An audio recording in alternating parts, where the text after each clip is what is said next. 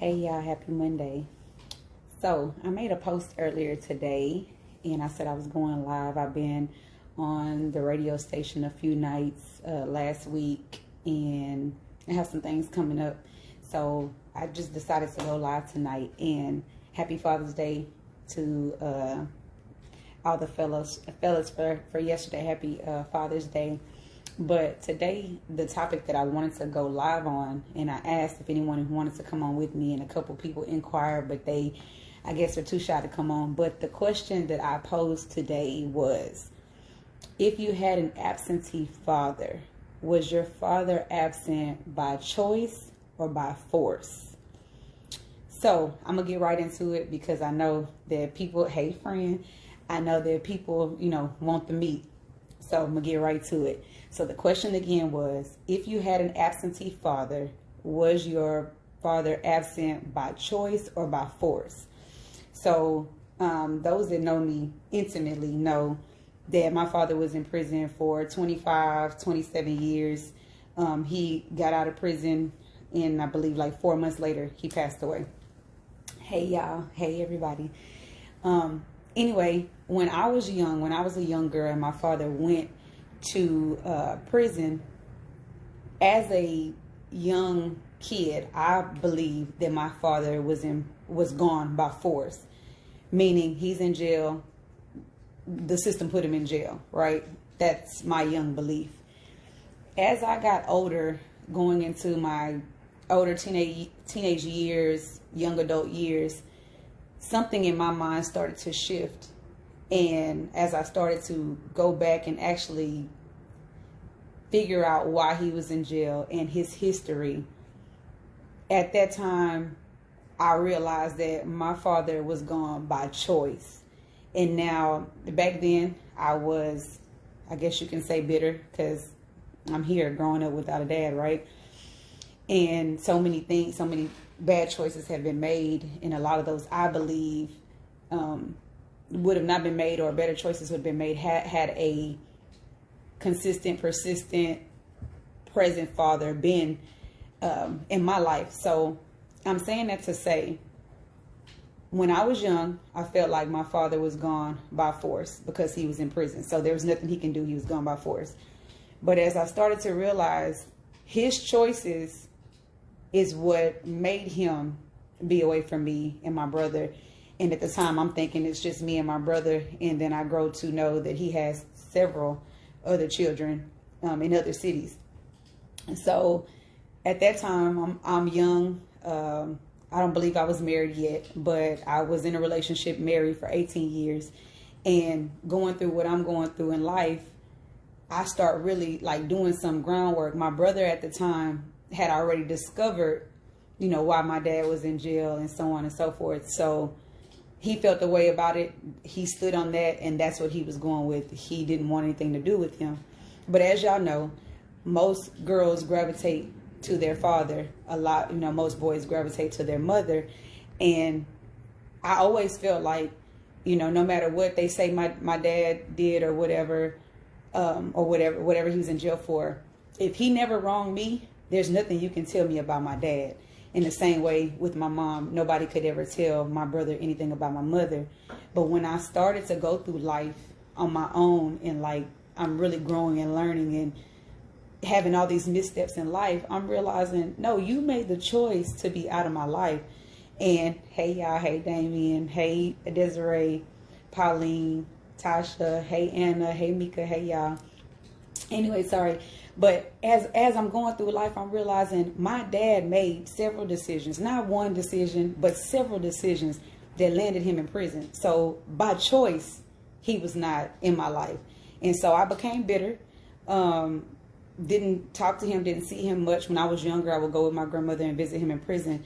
But as I became an adult and had my own kids, I was married, had my own family, I decided I wasn't going to see him, because at that time, being bitter, I guess you can say, you don't deserve me. You don't deserve for me to drive hours, with my kids to come see you.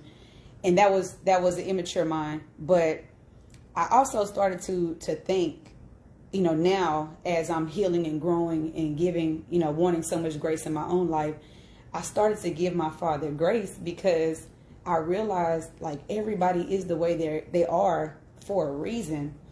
And so as I'm realizing this and taking this on, like taking this in, I'm like really figuring out why my dad is in jail and, you know, younger or whatever. And I'm like, my mom, now don't get me wrong, I don't care what my mother has done, and it doesn't matter what relationship her and I have at this moment. I'm not saying any of this to disrespect my mother in any form or fashion. So mama, if you're listening, I love you. This is no disrespect to you, but I can understand now why people make the decisions that they make, because my mother was, I believe, 15 or so when she met my father, and my father was 15 years older than her. So back in the day, that was okay, I guess, you know, but a 15-year-old kid with a 30-year-old man, there's some manipulation there. So when my father went to prison, he went to prison for life. And my mom had me at 17. 11 months later, she had my brother at 18. And can you imagine being a young girl with 2 kids at that age and not dealing with a man that's in the county jail or, you know, just out running the streets? He's gone. He's gone. And these are based off of his choices, right? So my mother giving us to my grandmother at the time, I'm like, or, you know, as I'm getting older and just like evaluating everything, I'm like, how can your mom leave you? I don't understand this. Like, you know, she leave you, your dad leaves you, like, yo, what's going on, you know?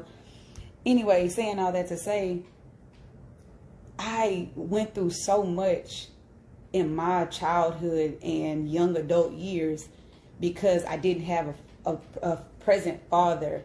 And again, when I was younger, saying, hey, he didn't have a choice. That was by force. He's in the system.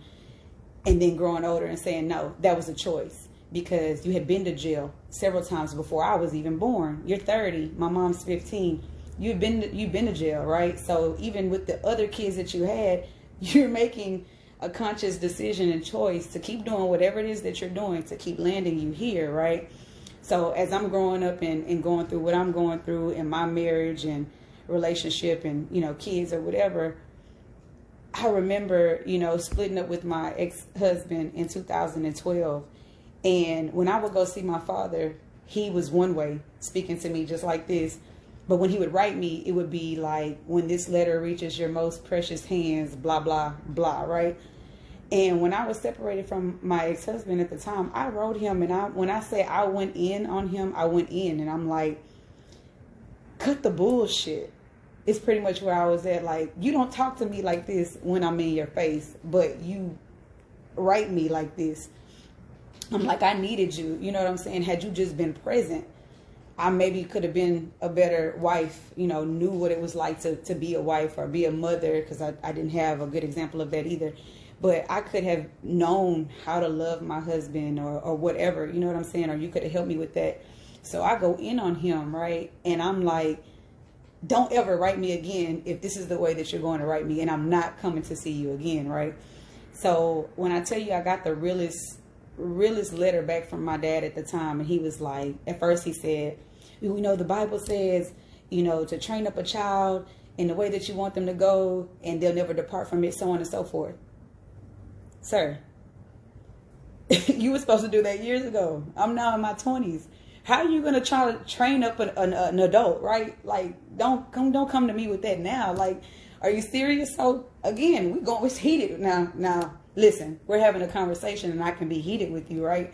But imagine trying to write somebody this heated, you know, you're going to feel what I'm saying, right? But anyway, I'm going back and forth with him, and those letters, I'm like bawling out crying, because not so much that I wanted my ex-husband. I'm like, I needed a father figure. Where were you? Like, you weren't gone by force. You were gone by choice, by the choices that you made.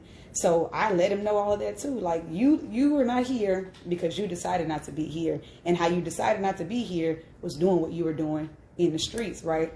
Anyway, fast forward, you know, we get a better relationship going. I'm taking my kids to go see him more and stuff like that. And he builds a bond with my older son, and they're talking about, you know, baseball and all type of stuff. Now, mind you, my dad is in prison for life.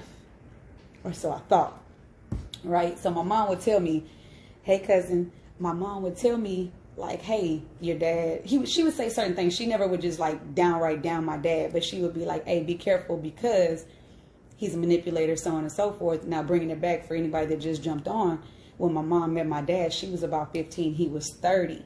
So I can definitely, as a grown up and a grown woman, understand where it's like she perceives him to be a manipulator, but that's your experience with him. That's my daddy, though. You know what I'm saying? So until he wrongs me, this is my dad, you know? So in my immature mind too, I can say, you chose him. Not only did you choose him, you chose him more than once, because you had me and you had my brother.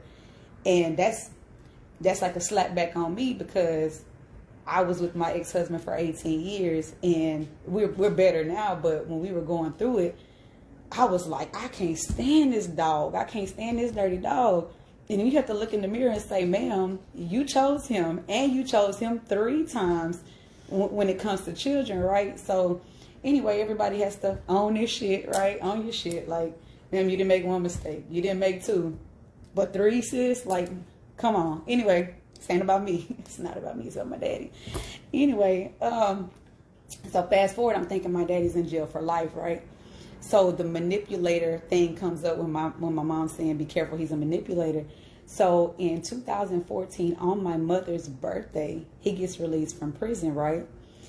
And I don't tell her where I'm going. I just take my grandmother, who is my dad's mother, down up to Huntsville to go get her son out of prison. And she always was like, I just want to see my son on this side, you know, before I pass away, which I wholeheartedly understand now as a mother. Like, who wants to visit their kid? I don't give a damn what they did. Nobody wants their kid in prison, right? So I take her up there. I go get him. And y'all, when he came out on a cane, right? I'm just thinking he's old. He's just older. That's, you know, he comes out on a cane. I take him to go cash his check that they give him, get his cell phone, all the stuff that they give them when they're releasing them from prison, right? And the first thing I said, well, what do you want to eat? You know what I'm saying? Because you've been in jail 25, 27 years. I know you're hungry. What you want to eat? And at first, I'm going to go home and cook for him. But he said he want fried chicken. He want meatloaf. He want all. I'm like, hold on, wait. I don't know who you think I am, but y'all don't judge me. I took this man to Golden Corral. He ain't know no better. You know, he ain't know no better. I'm like, you know what? You're going to get everything you want. You get to sample everything you want that you didn't have. Come on, I'm about to take you to Golden Corral, right? So at the time, my older 2 kids, they're at school. I have the little one with me. And we go to Golden Corral. When I tell you the man sampled everything they had, the man sampled, right? So I'm like, be careful, because you got a long ride. Like, he was supposed to be riding the, y'all silly. He's supposed to be riding the Greyhound from Houston to Kerrville, I believe.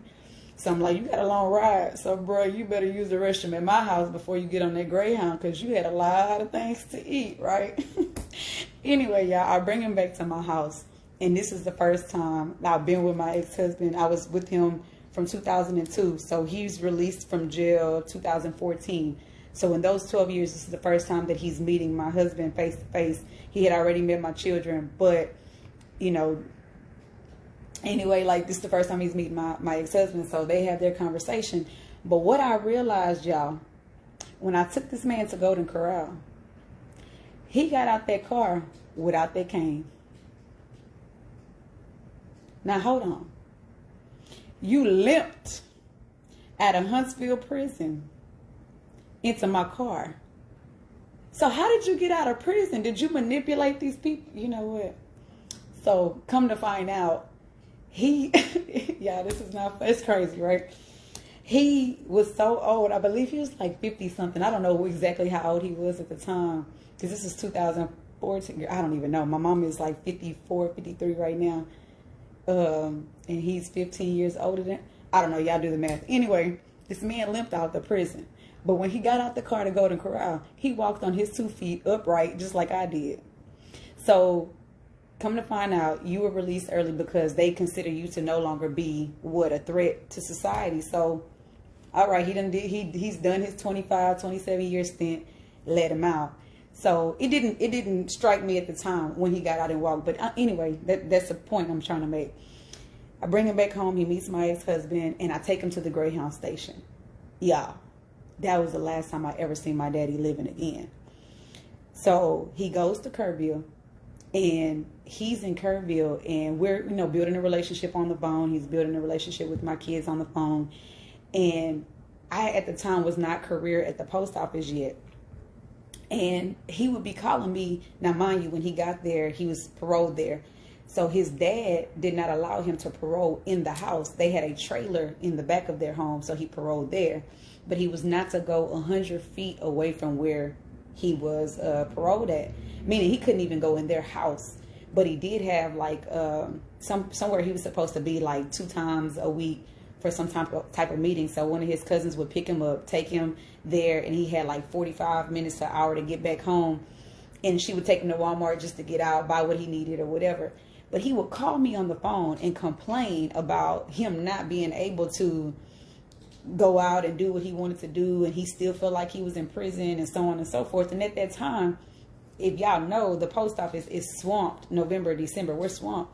So I'm literally on the phone like, you so ungrateful. Like, you just came from prison. You done bamboozled your way out of prison, and now you're free, and you can't come and go as you want to. But it's only temporary. He was on a house arrest, but it was only temporary. Like, yo, you got this bigger space. You got a cell phone, which, at the time I didn't really realize that it's hard adjusting from prison to back to this world, But anyway, I'm like, you can call who you want to. You can't leave, but somebody can come in with you. You know what I'm saying? So while you out at Walmart or at these meetings, pull one of these old ladies or something and have somebody come see you. You can't go, but they can come to you. That's my mental, right? Anyway, y'all. So he's complaining on my phone. So one day he calls me, and I tell my son, yo, you answer the phone and tell him I'm not here. So my oldest son answers the phone, and he says, my mama said she's not here. So now I want to slap the taste out of his mouth, because that's not what I told you to say. But anyway, he calls, I need clothes and this and that. And, all my clothes are too big and I need a belt. Where are you going, sir? Where are you don't have anywhere to go. Why do you need this stuff? You know what? Don't even worry about it. I got online and I bought him everything he said he wanted, and I sent it to him. So when he finally got it, he's calling me to tell me, hey, I got it, thank you, or whatever. That's the last phone call that we received from my dad. Now his mom, I love my granny. Don't get me wrong. I love my granny. And look, there's story on top of story on top of story. We're gonna stick to this story. But she was like on his phone saying nobody cares about me here, so on and so forth. Nobody's coming to see me and all this other stuff. You're silly, my mama said. Yeah, anyway, nobody's coming to see me. And so he's on house arrest in Kerrville. I believe it's outside of San Antonio. He, y'all, gets somebody to buy him a Greyhound ticket. He cuts his ankle monitor off, and he comes back to Houston. And when he comes back to Houston, y'all know where the Greyhound station is, downtown, right? And so the man goes and gets a motel room. So now it's about to get serious, y'all. It's no more joking. I'm not going to laugh about none of this. But he gets a room, by the Greyhound station, and he is found dead the next morning, right? And guess who's the next of kin? He's not married. It's me, right? So he OD'd on heroin, right? So he got released in November, and December, January, February, March, 4 months later, he's found here in Houston, and he's OD'd, right? Now, I love him and I have a connection with him, but I really don't know how to feel. I literally had just got off of work and got a phone call from my cousin saying, hey, it was a Saturday. Hey, where are you? They found your daddy dead. So I'm like, okay. So like, what do y'all want from me? And they're like, yeah, you consider the next of kin. So I go to the motel. We're supposed to be on another subject, but we're going to get back to that. I'm sorry, y'all. Anyway, I go to the motel to pick up his stuff. And they hand me a bag of his stuff, right? So literally what they said, what the medical examiner said, is that he did the heroin, he lay down in the bed, and he just literally died in his sleep. So he didn't take a lot, but because his body was not used to it, he literally OD'd. So come to find out, my mom said that's what he was doing, when they were younger or whatever. And Yeah, so he literally just died in his sleep. So anyway, they give me a bag, right? And so I'm like, where's his shoes? There's a jacket here, his clothes. He literally had gotten dressed like he would be in prison, you know, just a shirt, underwear. He got into bed and just never woke back up. So his pants and stuff are there, wallet's there. And I'm like, where are his shoes? And the motel person tells me he didn't have shoes. So you mean to tell me that this man cut his ankle monitor off in another city, got on a Greyhound bus, got here, and he didn't have on shoes? And from what I know, my daddy always had on boots. So I'm like, somebody's walking around here with dead man boots? That's interesting. Anywho, so my mom is livid because when it comes time to bury him, I'm the next of kin. So that financial burden is on me. So it's either allow the state, county, whatever, to bury him, or it's on me. Well, like I said, regardless of the relationship that I had with him, he had been building a relationship with my kids. So my son is like, you know, are we going to see him again? At least in the casket is what they're thinking, seeing him again. And I'm like, no, we're about to cremate him, because what I'm not going to do is spend all this money on a funeral. Now, thank God for good friends, right? I had a friend whose people own, you know, a funeral home, and she's like, you know what, we'll embalm the body. We'll let you use the casket for a viewing, and then, you know, we'll cremate him or whatever. So I was like, okay, cool. So we do that.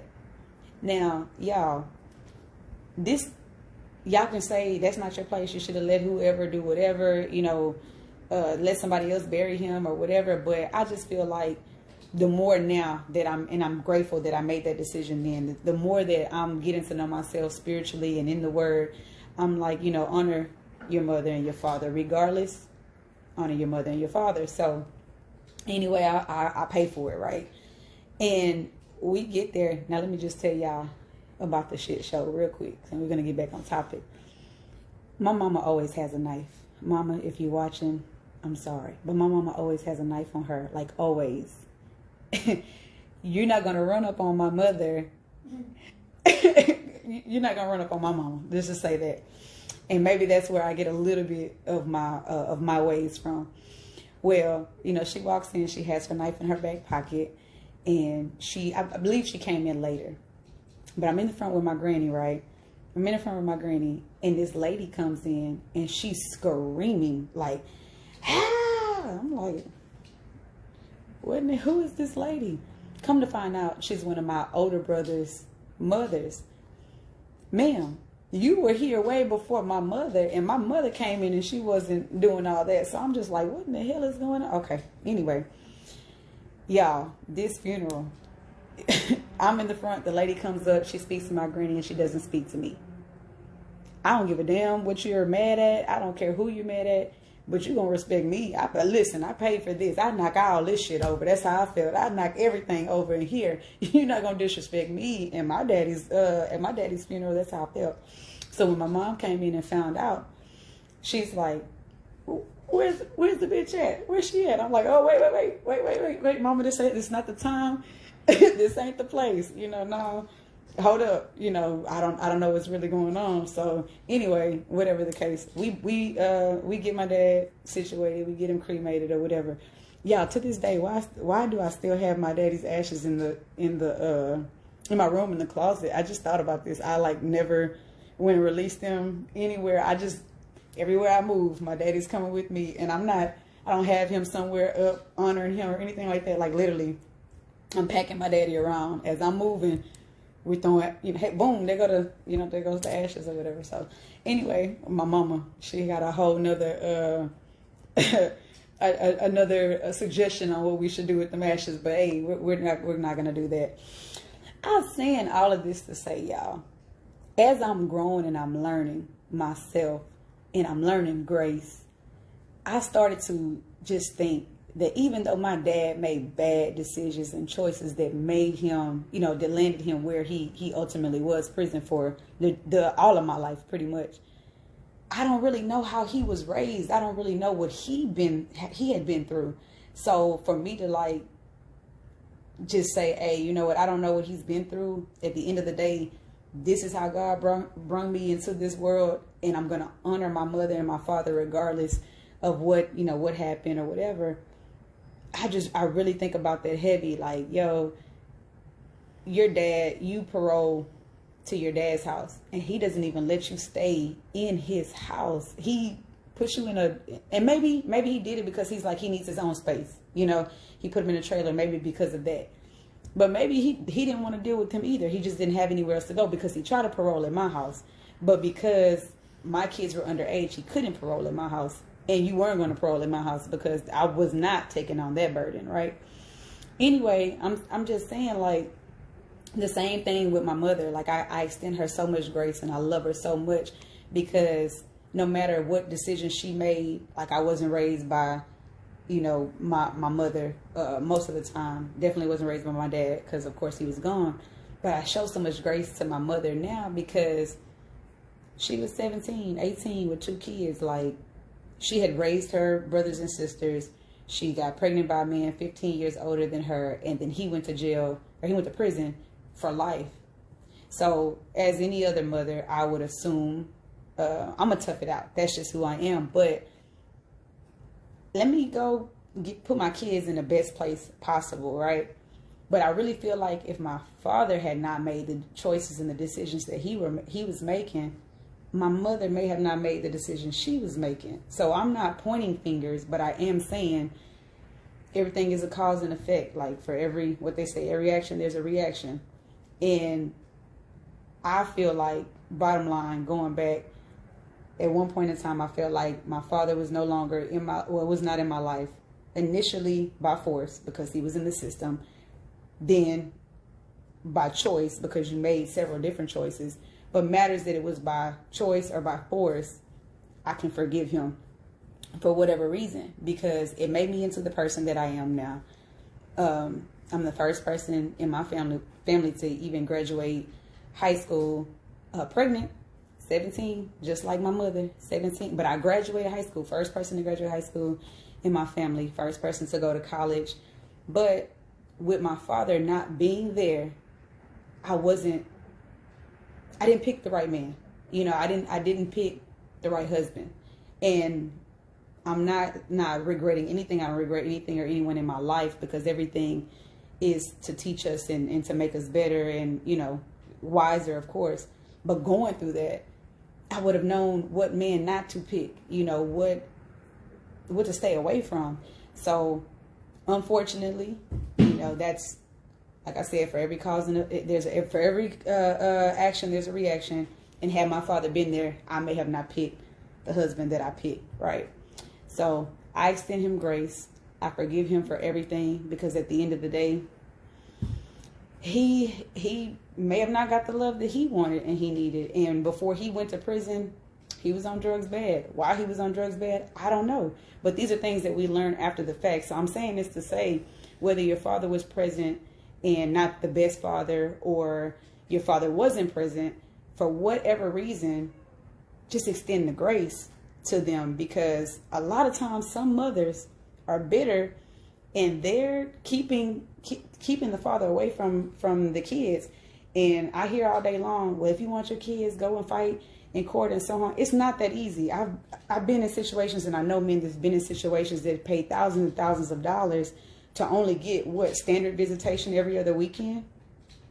You spend thousands of dollars to fight in court for your kids because a woman is bitter, she wants more money, or she's trying to keep you away from the kid, whatever the case may be, when that money could have went to the kid if y'all would have just negotiated, or what they say, mediated, you know, about this kid.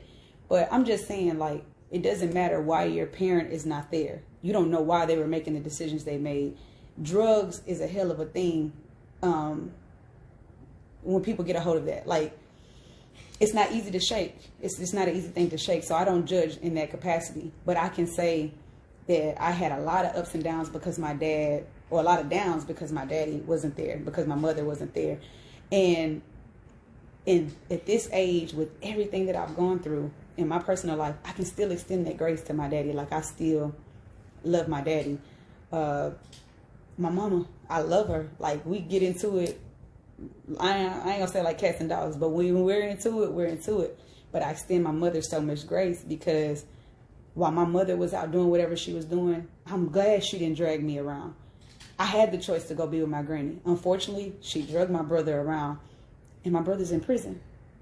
And people say, oh, he landed, you know, followed in your dad's footsteps. No, he didn't. My brother was doing what any young boy would do, following their mother, trying to protect their mother. So naturally, as he got older, he was gravitating to women that he had to protect.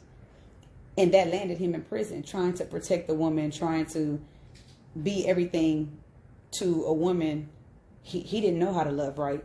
So I'm grateful, you know, that my life didn't go, you know, in another direction because I didn't have parents here with me. Like, yes, I have a failed marriage and I had some other things going on, and all that I'll speak about later. But I'm grateful. Extend grace, y'all, whether your dad was there, wasn't there, even if your dad was there and wasn't all the way right while he was there, extend the grace. And my biggest thing is, and I'm gonna let y'all go, I'm gonna get off of here, but my biggest thing is, when I was going through what I was going through with my ex-husband 2.5 years ago when we were splitting up, that was a horrible, heated divorce from something you say you wanted, right? So not quite understanding that completely. But when him and his children were into it, I always was like, pray for your dad. Pray for your dad. Pray for your dad's mind. That God renew your dad's mind, soften his heart. That he changed not only for y'all, but for him. And I always tell people all the time, when you're into it with somebody, especially parents, somebody that you love so much and so deeply, pray for them. You hear it all the time, like, I'm going to pray about it. I'm going to pray about it. It's become so cliche. You see this stuff up and down the timeline. Pray about this. Pray about everything, so on and so forth. And you should. You should pray about everything and anybody and whatever it is you're doing. Pray about it. Pray about the people that you're dealing with. Like, I'm so adamant right now that anybody that is coming into my world right now, I'm praying about them. I'm praying, listen, if they don't have good intentions with me, let me let them go. I don't care who it is. It could be a friend from a long time ago. It could be, you know, it doesn't matter. It doesn't matter. Whoever it is, just pray about them. And I can tell you honestly that during that time of my kids praying for their father, they have reconciled. And even though that relationship with him is not the best or back where I want it to be or where it should be, I stepped out of it. My kids are 11, 17, and 18, and they all have phones. So if you want to talk to your kids, if you want to talk to your dad, y'all have free access to talk to your dad. I'm not in the middle. I'm not bitter. He's remarried. Matter of fact, he married a side chick. Y'all stay tuned because that's a whole nother video. But yeah, we're going to plug that right there. But anyway, and I could be bitter. I could be mad. But for what? Toodaloo, ma'am. You got him. You won. Whatever it is that you're thinking, you got him. He's out of my world, off my back with the BS. So have at it. But that has nothing to do with my kids. I never said, oh, no, because he's doing this, this, and this, you can't see your kids. Never. The only time I ever said you can't see your kids is when things were so hostile between him and I, and the exchange of the kids during that time would have been not so good. But if somebody is not dealing with my kids, it's because they chose not to. That's that entire side of the family. Whoever feels a way, they are not in my kids' life because they're choosing not to be. Not because I held them for any reason, for bitterness, for whatever reason. So anyway, I'm saying all that to say, I'll wrap it up. But bottom line, y'all, grace, grace, grace, grace to your parents, you know, mother, father, whoever, grace, show them grace, because as we're growing and we're making mistakes as parents, as people, whatever, we want that grace. We want it. So we have to extend it. So to this day, my dad is dead and gone and in the closet, but I still honor my dad. I don't try to tear him down and say, my dad is, this or that, or he was that, or he was this. I don't know. I don't know why he was the way he was. I don't know why he made the decisions he did. I don't tear my mother down. My mom, some people, when they feel, guilt or whatever, they seem to pick up an addiction or have a habit or whatever the case may be because they feel guilty about what they've done. Everything that was done, I let it go. Like, matters what relationship we have. Even if I can't come see you on Mother's Day, I'm shooting you a gift. Anybody knows me. Like, it was a time where I was just like, if all that, like, I don't care if you're not for me, you're not for my kids, forget all of that. But now it's just like, I choose to love, I choose to show grace, I choose to love on my mama. I'll call her, hey, what you doing? Me and the kids want to take you to eat. And she's like, I'm not dressed. Girl, we going to Whataburger. Put some clothes on and we're going to go sit at Whataburger, okay? Or we're going to go get some wings. Like, what do you have to get dressed for? But y'all, extend grace. When I tell you that healing inside of you is something that's unexplainable, and now no matter what I go through, it's like I'm just choosing to extend grace. Even when people try to wrong me, like there's a lot going on in my world right now that people see and think they know, and I'm just extending grace. I'm not addressing it, but I will. Y'all stay tuned. Y'all follow me on Instagram at Just Speak On It. I have a podcast that's coming up. I'll be on the radio again tomorrow, YouTube, all this stuff that I have going on. Y'all stay tuned. I want to hear y'all stories. I want to pull y'all on. And I just am promoting healing, y'all. Heal. You see it online all the time. Heal first. Heal. No, truly promoting love and healing. And I hope that y'all can find it within yourself. Who's ever wronged you, and dad, mother, whatever, just extend the grace. Whether they were there, not so great, whatever the case may be, just extend grace. Y'all have a good night. I'm out. I'm going to upload this on YouTube and all my other platforms, but y'all follow me here.